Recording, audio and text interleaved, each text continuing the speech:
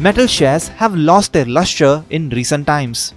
In the last 3 months, BSE Metal Index has fallen more than 20%, while in the same period BSE Sensex is down by just 2%. Although in July it is trading in green, but there are questions about how strong this recovery is. First, let's discuss why metal shares are bleeding in the last 3 months. In fact, there is not one but many reasons for selling in metal shares. Let's start with inflation. The inflation rate in various countries is at a multi-decadal high. While this was expected given the amount of liquidity infused during the last 2 years, this was compounded by the supply-side shocks due to the Russia-Ukraine crisis. The slowdown in the global economy, low and uncertain demand from China, and Fed rate hikes, which will continue for some more time, pushing the US into a recession, have impacted global demand. Simply put, this has pushed the metal prices down, which is reflected in the stock prices of the metal companies. Now let's talk about domestic factors. To increase the domestic supply, the government imposed a 15% steel export duty on 21st May 2022. This resulted in steel prices correcting 12% approximately month-on-month in June 22.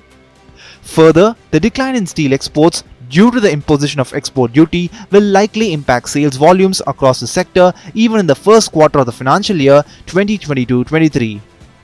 This disrupted trade for 10 to 15 days and discouraged exports.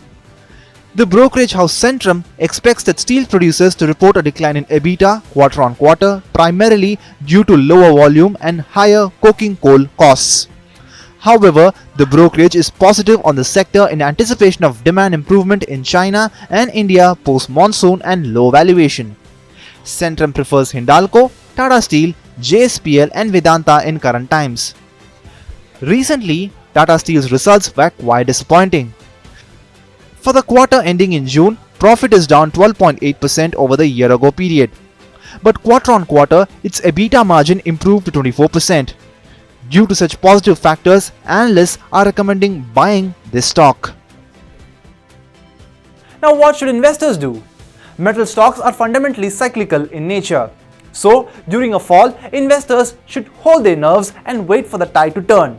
Experts say focus on businesses that have kept their profit margins high, have a solid balance sheet and have access to captive mines.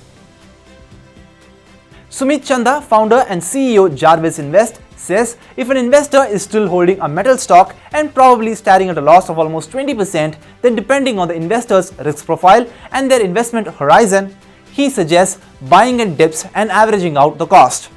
We can expect a turnaround by the first quarter next year. But one should keep in mind that the stock must appreciate by 25% from these levels to achieve a break-even. So overall, it seems that investors of metal shares don't have an easy path ahead. Their fortunes will change when the economic conditions will improve.